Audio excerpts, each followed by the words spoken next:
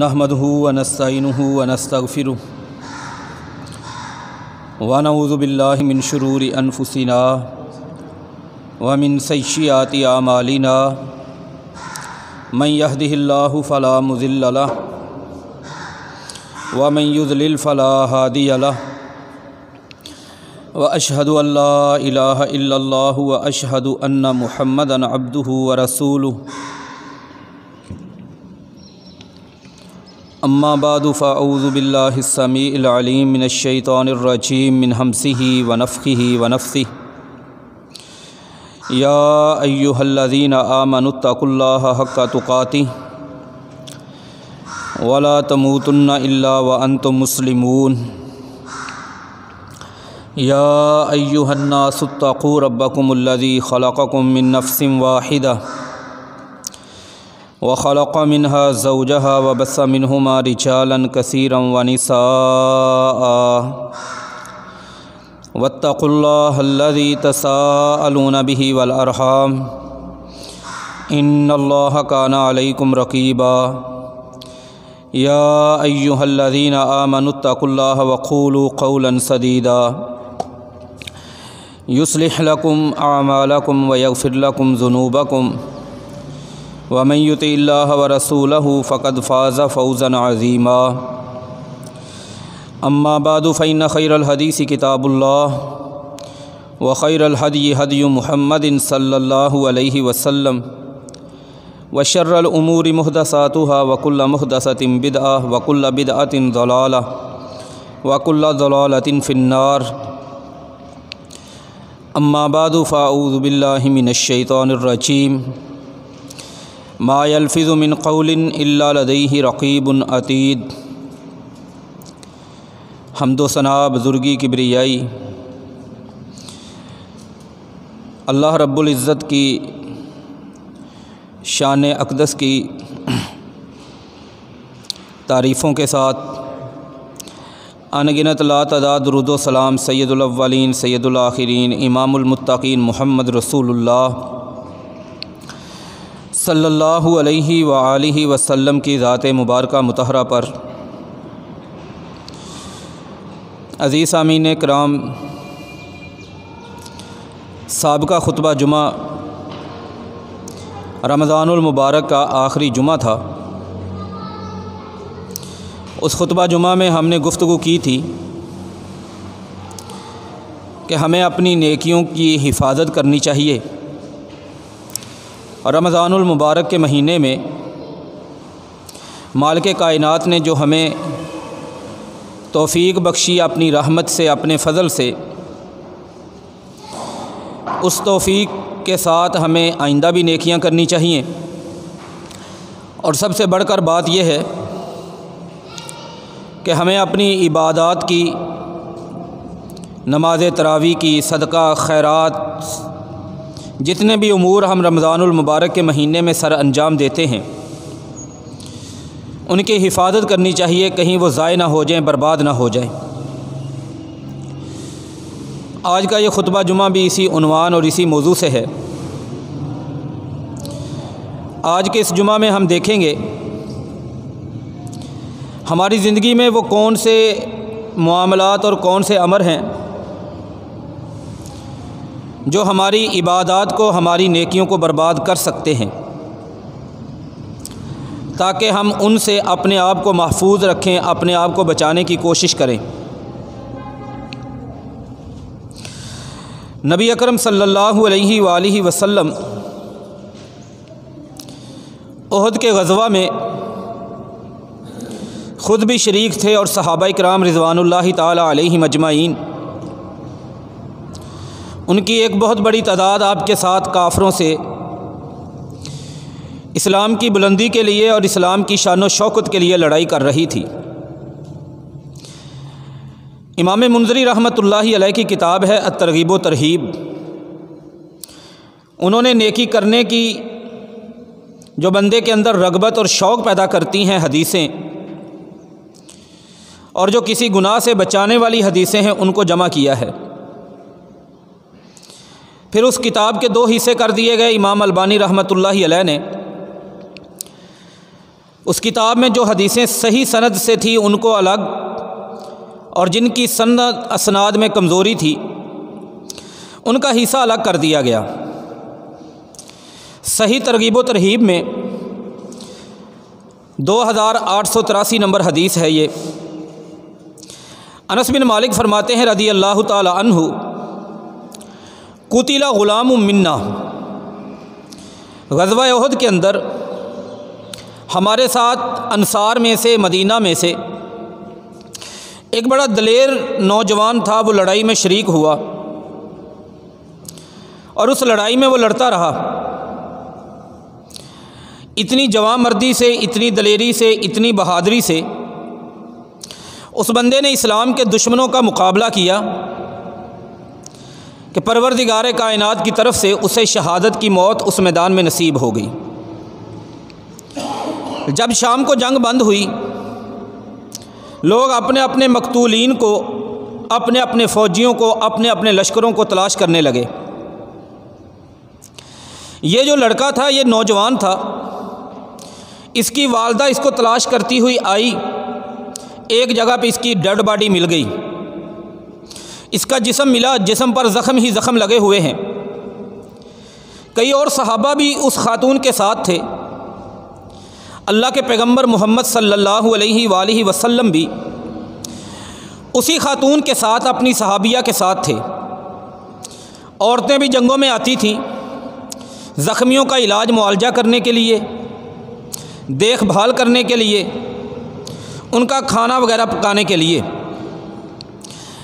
نبی اکرم صلی اللہ علیہ وآلہ وسلم پیچھے کھڑے ہوئے ہیں۔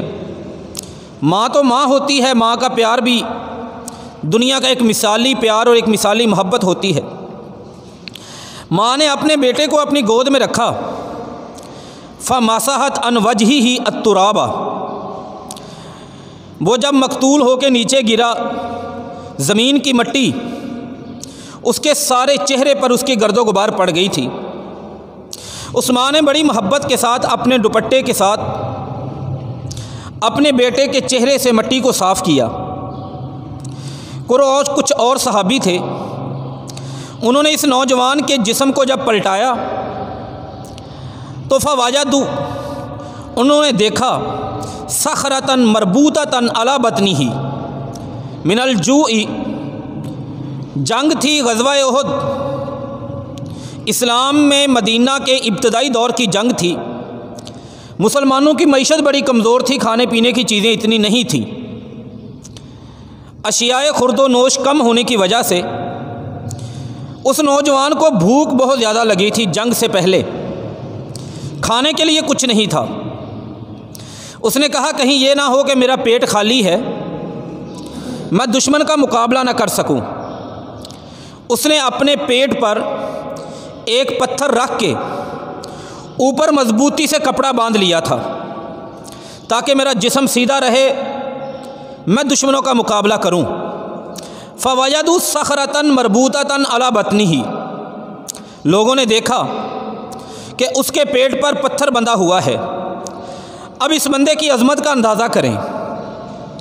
نمبر 1، یہ اسلام کی عظیم ترین عبادت جہاد میں ہے۔ نمبر 2، جہاد بھی غزوہ احد ہے۔ نمبر 3، نبی اکرم صلی اللہ علیہ وآلہ وسلم اس جنگ کی قیادت کر رہے تھے۔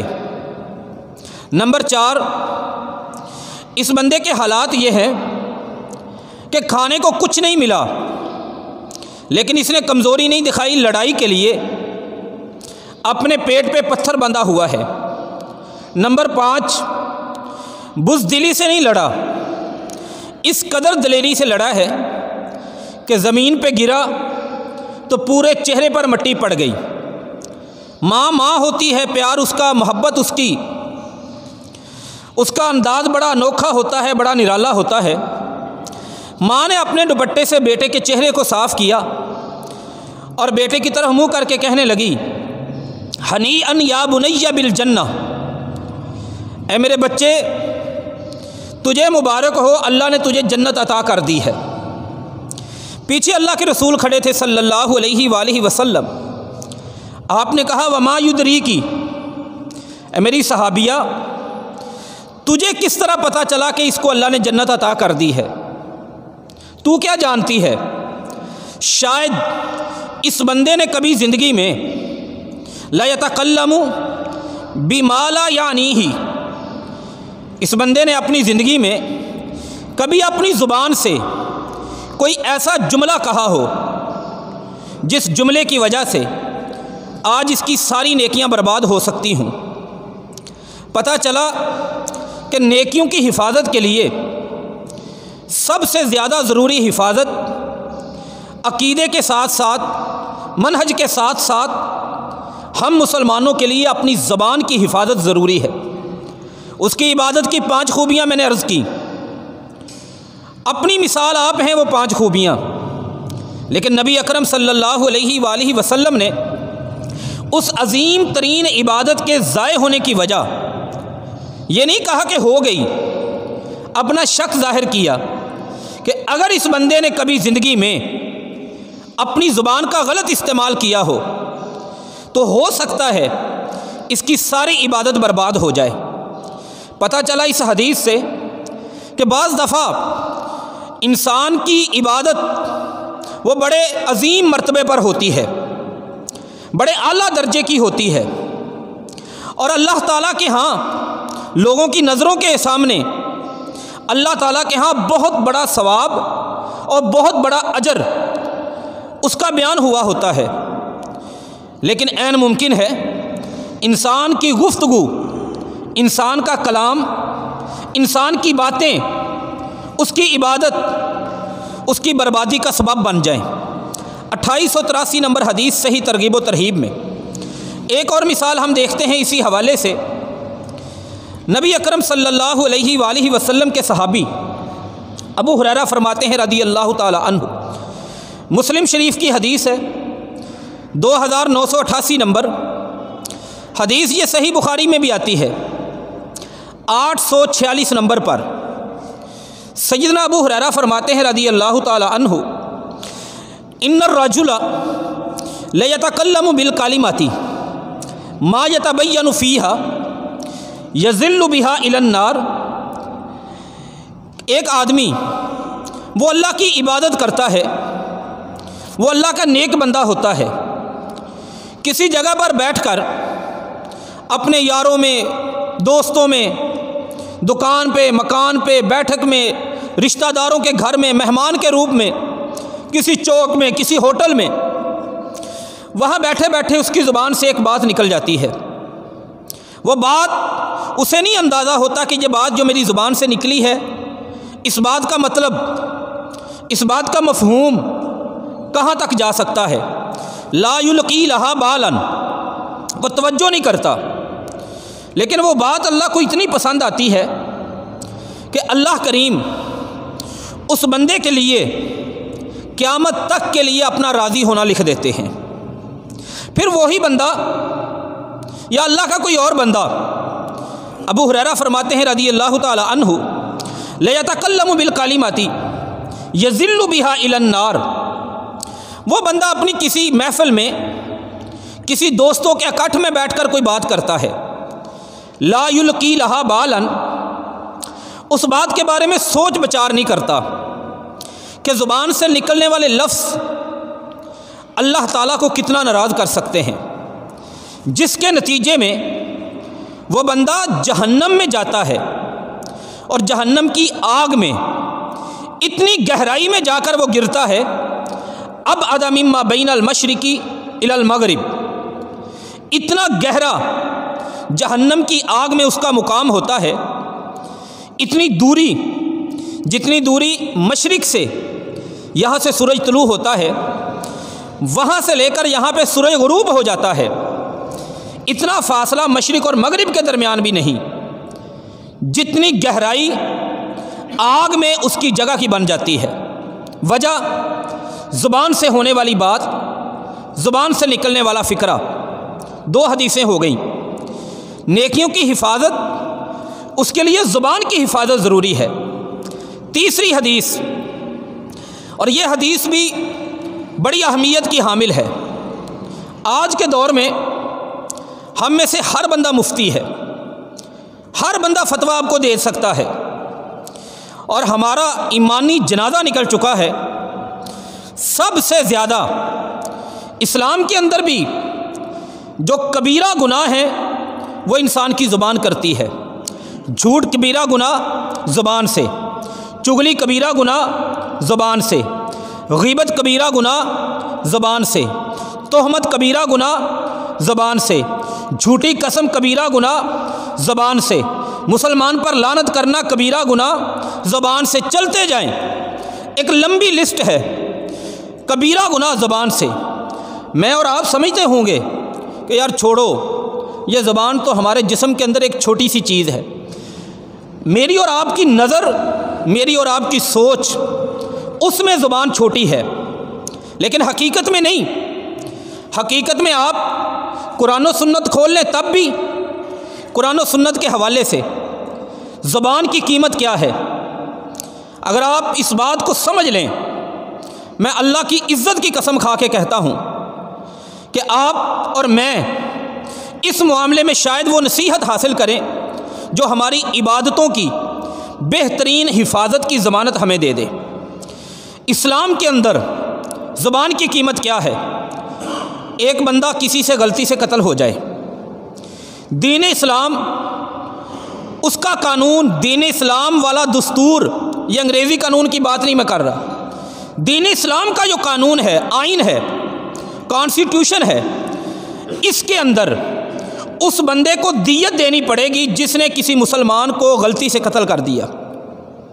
دوسری طرف ایک مسلمان کسی کی زبان کاٹ دیتا ہے، دین اسلام کے اندر اس کو بھی وہی سزا ملے گی دیت کی جتنی کسی کی پوری جان ختم کرنے کی سزا ہے۔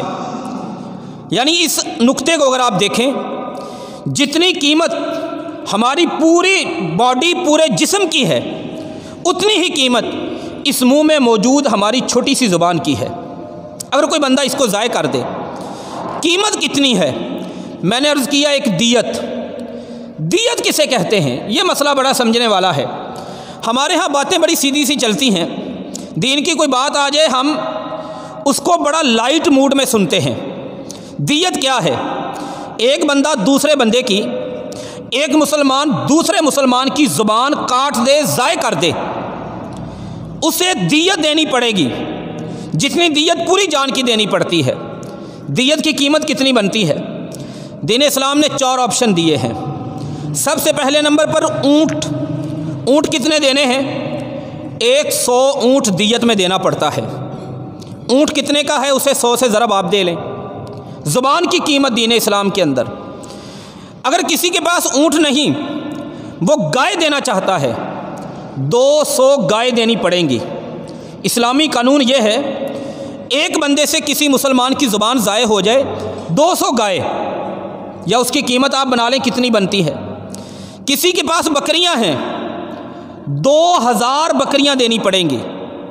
ایک بندہ کہتا ہے جی میں نے سونا دینا ہے، کتنا سونا اسے دینا پڑے گا؟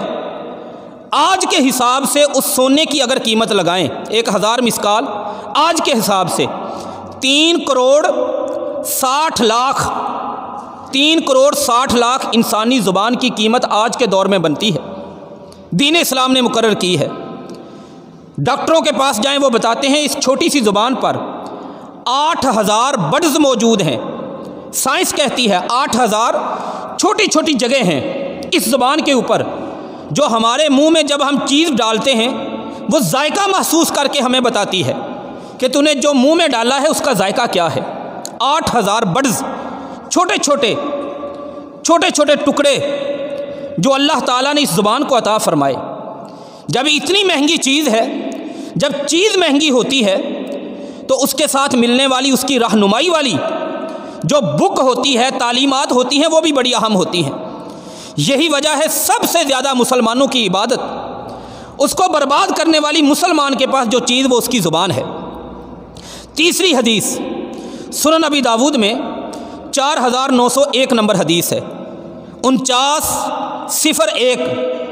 نبی اکرم صلی اللہ علیہ وسلم نے فرمایا کہ کان رجلان متآخیین فی بنی اسرائیل، بنی اسرائیل قوم تھی، دو آپس میں محلے دار آدمی تھے، بڑی یاری دوستی تھی ان کی۔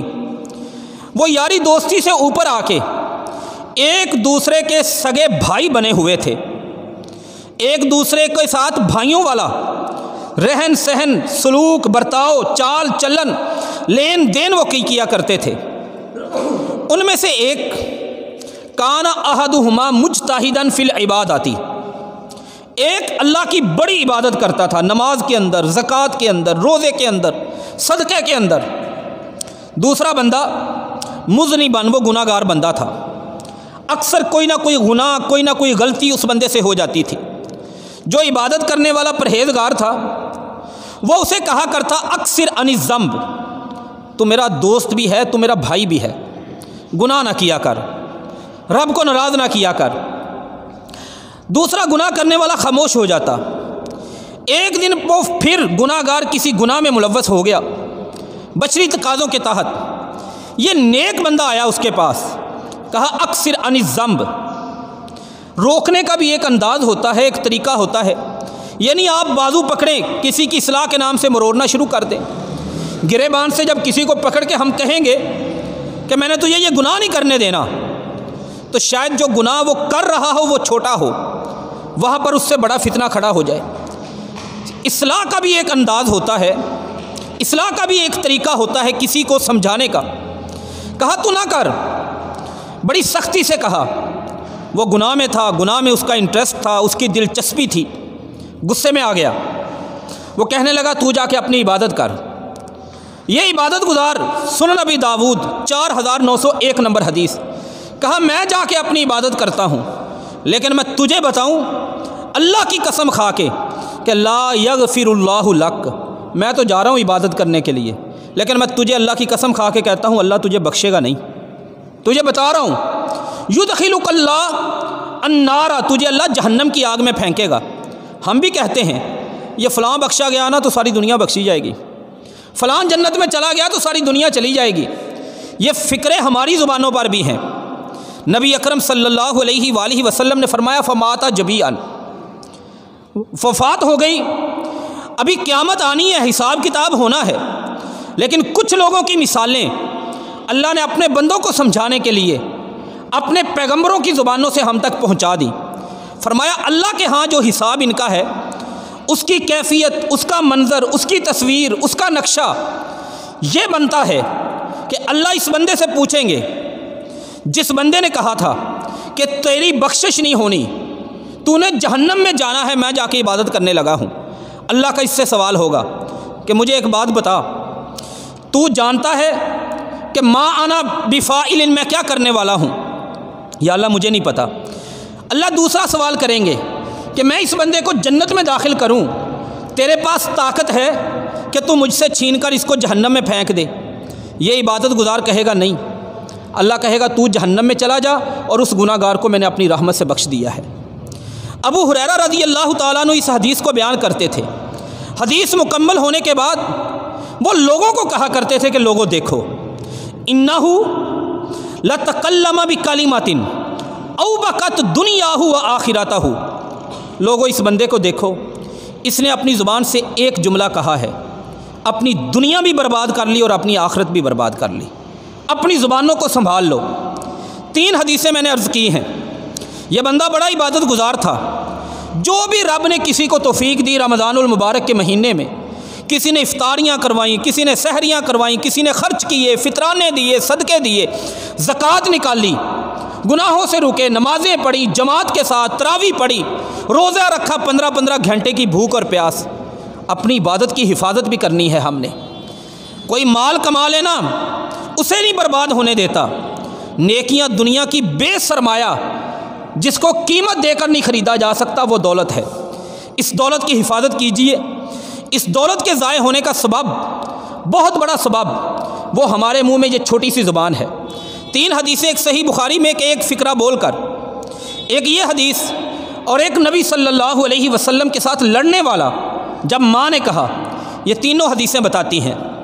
اب آ جائیں اگلے موڑ پر، وہ کیسی باتیں ہوتی ہیں؟ یہ تو پتہ چل گیا نا کہ زبان سے نکلنے والی گفتگو بندے کی عبادت ضائع کر دیتی ہے، برباد کر دیتی ہے، تباہ کر دیتی ہے۔ اب اگلا موڑ، کس طرح کی باتیں ہیں، کس طرح کے فکرے ہیں جو انسان کی نیکیوں کو کھا جاتے ہیں، نیکیوں کا خاتمہ کر دیتے ہیں۔ صحیح بخاری میں حدیث ہے، نبی اکرم صلی اللہ علیہ وآلہ وسلم، صلح حدیبیہ کا مسئلہ آپ کی زندگی کا بڑا عظیم مسئلہ ہے۔ آپ نے رات گزاری وہاں پر، رات کو بارش شروع ہو گئی۔ سیدنا زید بن خالد الجوہنی رضی اللہ تعالی عنہ اس حدیث کے راوی ہیں، فرماتے ہیں، بخاری مسلم کی حدیث ہے، کہتے ہیں کہ ہمیں فجر کی نماز کی اذان ہوئی، رسول اللہ صلی اللہ علیہ وسلم نے صلی بنا، رسول اللہ صلی اللہ علیہ وسلم، اللہ کے رسول نے ہمیں نماز پڑھائی فجر کی، علی اسری سماء، بارش ہوئی تھی، کانت من اللیلۃ، اس رات بہت زیادہ گرمی کا موسم تھا، مکہ کا ٹمپریچر درجہ حرارت ویسے بھی زیادہ ہے، لوگوں کو سکون ملا، اطمینان ملا، راحت ملی، شادمانی ملی، خوشی ملی۔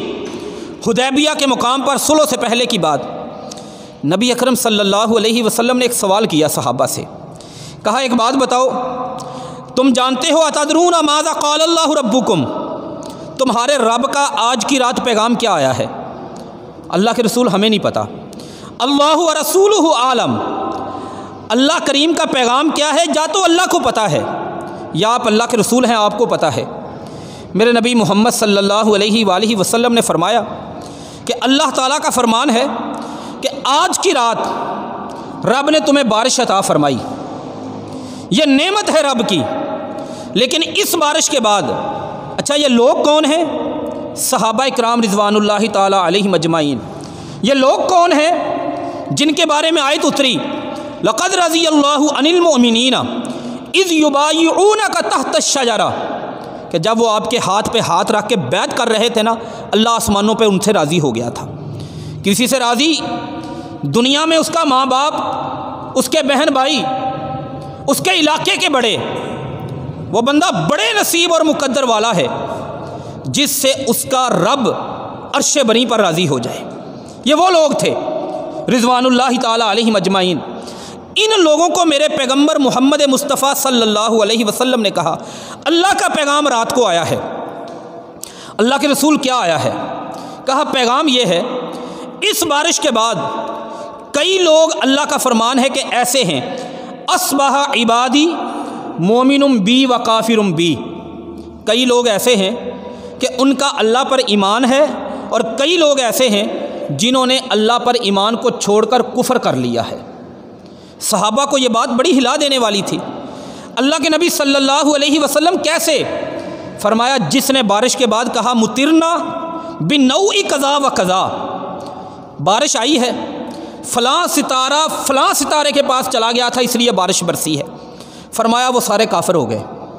اور جس بندے نے کہا مطرنا بفضل اللہ و برحمتہ، کہ ہمیں بارش ملی ہے اللہ کی رحمت اور اللہ کے فضل سے، اس بندے کا اللہ پر ایمان موجود ہے۔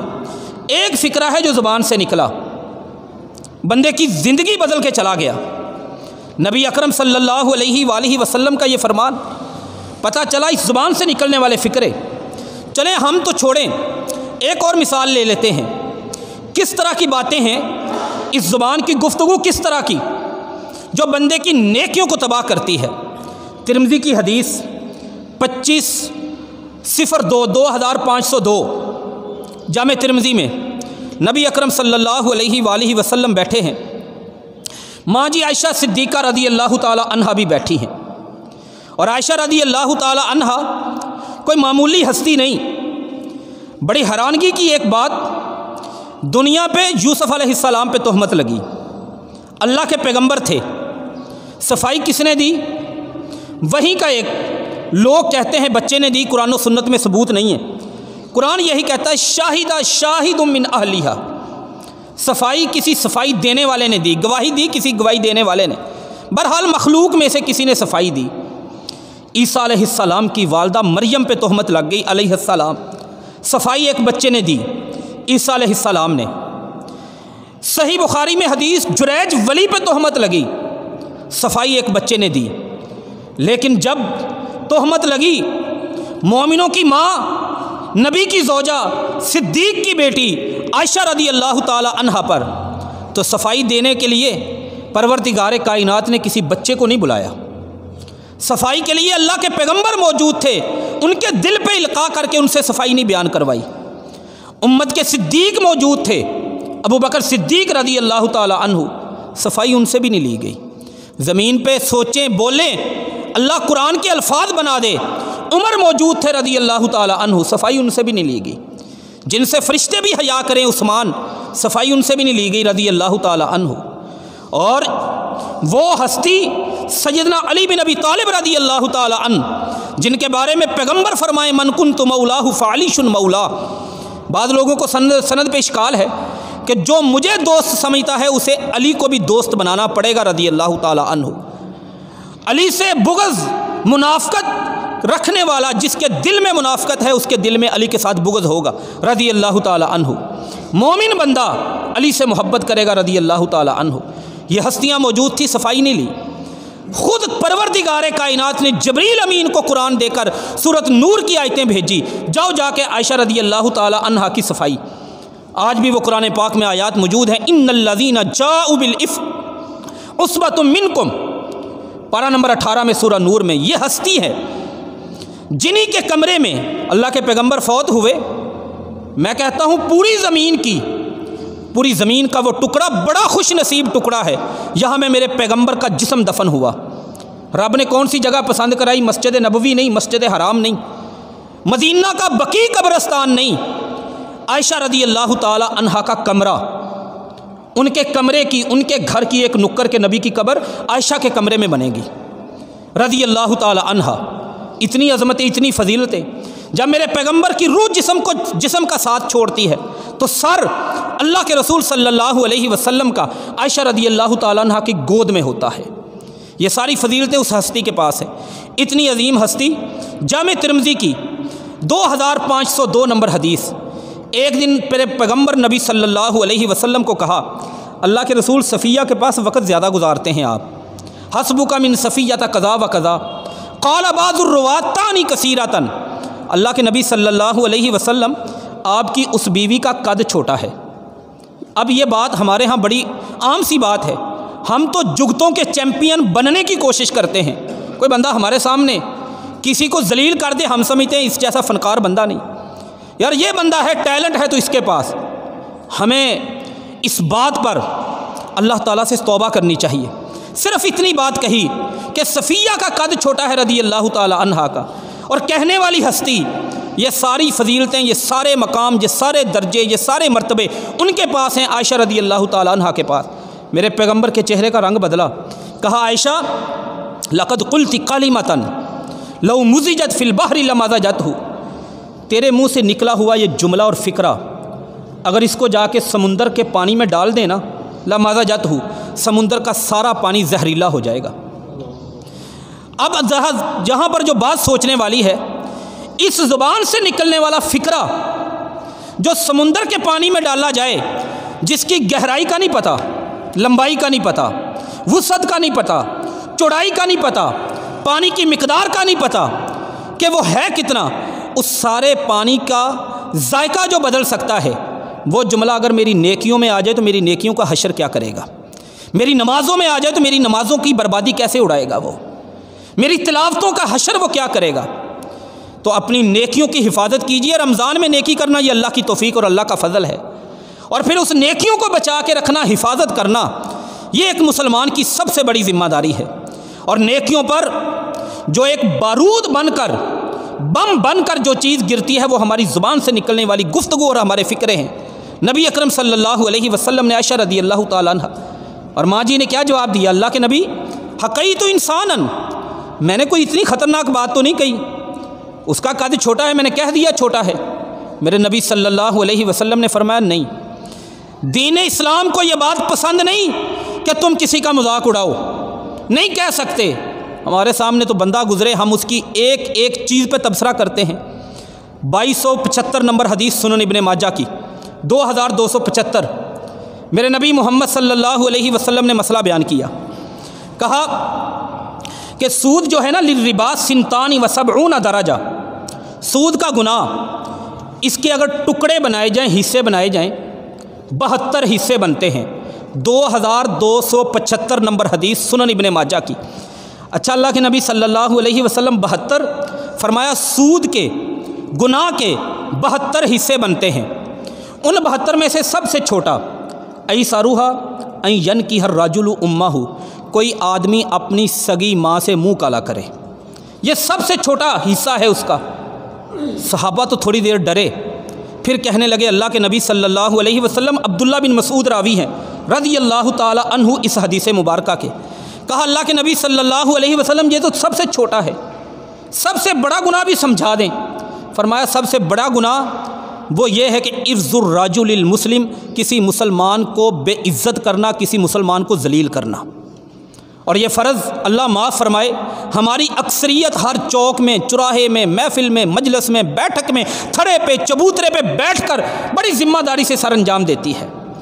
زبان، اس زبان سے ہم ان وباؤں سے نکل سکتے ہیں، اس زبان کا درست استعمال کر کے ہم بلاؤں سے نکل سکتے ہیں، ہم پریشانیوں سے نکل سکتے ہیں اسی زبان سے۔ میں نے عرض کیا نا، دونوں اعتبار سے دین اسلام نے دینی قانون، اسلامی قانون، اسلامی آئین، اسلامی کانسٹیٹیوشن، اس کی شک یہ ہے کہ ایک مسلمان دوسرے مسلمان کی زبان کاٹ دے، 3 کروڑ آج کی جو سونے کی قیمت ہے اس کے مطابق 3 کروڑ 60 لاکھ روپے اس کو پیمنٹ کرنی پڑے گی۔ یہ زبان کی قیمت اللہ نے لگائی، یوں ہی نہیں لگائی۔ اس زبان سے مسلمانوں کی دنیا اور آخرت بھی بنتی ہے، دنیا اور آخرت تباہ بھی ہوتی ہے۔ میڈیکل سائنس نے چھوٹی سی زبان پر تحقیق کر کے 8000 برڈز لوگوں کو بتائے کہ یہ ہیں جو آپ کو ذائقے بتاتے ہیں۔ 1 منٹ کے اندر آپ 10 چیزیں کھا لیں۔ بندہ خوشبو لینے جاتا ہے دکان پہ، مارکیٹ پہ، ایک خوشبو وہ دکاندار آپ کو چیک کرواتا ہے، دوسری کرواتا ہے، تیسری، 5ویں پہ آ کے آپ کے ناک کے جو حص ہے وہ فیل ہو جاتی ہے۔ بندے کو سمجھ نہیں آتی کہ وہی خوشبو ہے یا نہیں آ رہی۔ لیکن اس زبان کو پروردگار کائنات نے 8000 برڈز دیے ہیں۔ آپ 1 منٹ کے اندر 100 چیزیں بھی کھائیں۔ میڈیکل سائنس جاننے والے ڈاکٹرز کہتے ہیں آپ کی زبان آپ کو ہر چیز کا الگ الگ ذائقہ بتائے گی کہ اس میں فلاں ذائقہ ہے۔ یہ دنیاوی اعتبار سے، دینی اعتبار سے بڑی اہمیت کی حامل ہے۔ آج کل جس حالات کے ہم شکار ہیں، ہماری زبان سے ہم بڑے کام لے سکتے ہیں۔ مثال کے طور پر جو کام ہم نے لینا ہے، ان سے بچنا ہے، جو میں نے عرض کی چیزیں، جو کام ہم نے لینا ہے وہ کام کیا ہے؟ ترمذی شریف کی حدیث 3377 نمبر حدیث ہے، 3377۔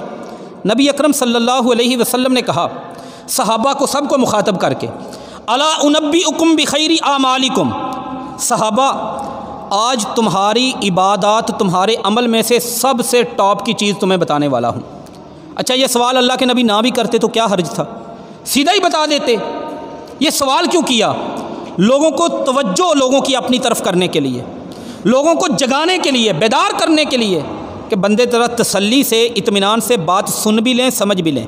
الا انبئکم بخیر اعمالکم، صحابہ بالکل سیدھے ہو کے بیٹھ گئے۔ ہاں جی، یہ بات سننے والی ہے، سب سے بہترین عمل، کیونکہ ان کی نظر یہ تھی کہ اگر دین کو بہتر کر لیا تو ساری چیزیں بہتر ہو جائیں گے۔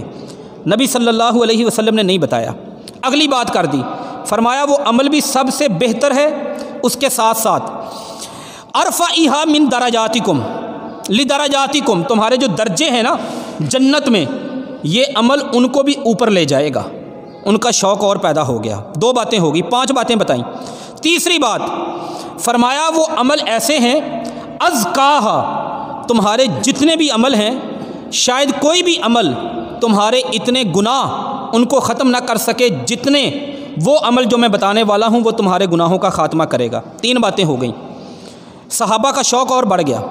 چوتھی بات ان کے سامنے، عمل نہیں بتایا ابھی، فرمایا چوتھی بات خیر لکم من انفاقکم الذھب والورق، فرمایا ایک طرف لوگ نا نوٹ بانٹتے ہیں، سونا چاندی کوئی تقسیم کرتا نہیں دیکھیں گے آپ، فرمایا ایک طرف کوئی بندہ سونا اور چاندی لوگوں میں تقسیم کرے، اسے اتنا ثواب شاید نہ ملے جتنا ثواب اس بندے کو ملے گا جو عمل میں بتانے والا ہوں، جو بندہ اس عمل کو کرے گا۔ 4 چیزیں بتا دیں۔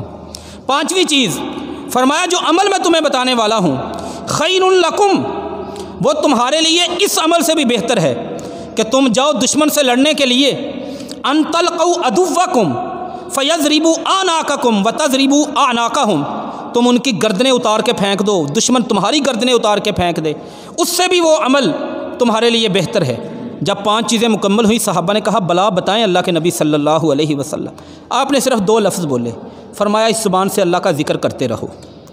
یہ زبان انسان کو کامیابی کی طرف اگر ہم درست استعمال کریں بہت بلندی کی طرف لے کے جاتی ہے، بہت اعلیٰ چیزوں کی طرف ہمیں لے کے، ہماری بہترین کامیابی کی طرف۔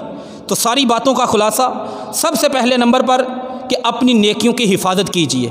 اس کے لیے ہم نے 3 حدیثیں، پہلی حدیث جو صحیح بخاری صحیح ترغیب و ترہیب میں 2883، وہ نوجوان شہید ہو گیا، ماں نے کہا میرے بیٹے نے پتھر بھی باندھا ہوا تھا، لڑا بھی بڑی بے جگری سے ہے، دشمن کو قتل کیا ہے، اللہ کی راستے میں جان قربان کر دی، جنت مل گئی۔ میرے پیغمبر نے کہا نہیں، شاید اس نے کبھی زندگی میں کوئی بات ایسی کہی ہو جو بات اس کی اس عبادت کو اجر سے محروم کر دے۔ فرمایا نہیں، پتہ چلا اس حدیث سے کہ ہمیں اپنی عبادتوں کے اجر سے یہ زبان کے فکرے محروم کر دیتے ہیں۔ دوسری حدیث ابو ہریرہ رضی اللہ تعالی عنہ کی، زبان کے ایک فکرے کی وجہ سے بندہ جہنم کی گہرائی میں اتنی دور تک چلا جاتا ہے جتنا مشرق سے مغرب کا فاصلہ ہے۔ تیسری، وہ 2 بھائی بنی اسرائیل کے آپس میں بھائی بنے ہوئے تھے، ایک بندہ صرف اپنی زبان سے یہ فکرہ بول کر کے تیری بخشش نہیں ہو سکتی، بس تو پکا جہنم میں جائے گا، دوزخی ہے پکا، جنتی ہوں تو میں ہوں، یہ بات اللہ کو پسند نہیں آئی۔ اس بات بھی سنن نبی داؤد 4901 نمبر۔ اس کے بعد چند فکرے کہ پیغمبر کے پیچھے نماز پڑھ کے جب اللہ کا پیغام ان کو سنایا تو وہ ایک زبان کا فکرہ تھا، عائشہ رضی اللہ تعالی عنہا کی زبان سے نکلنے والا فکرہ تھا۔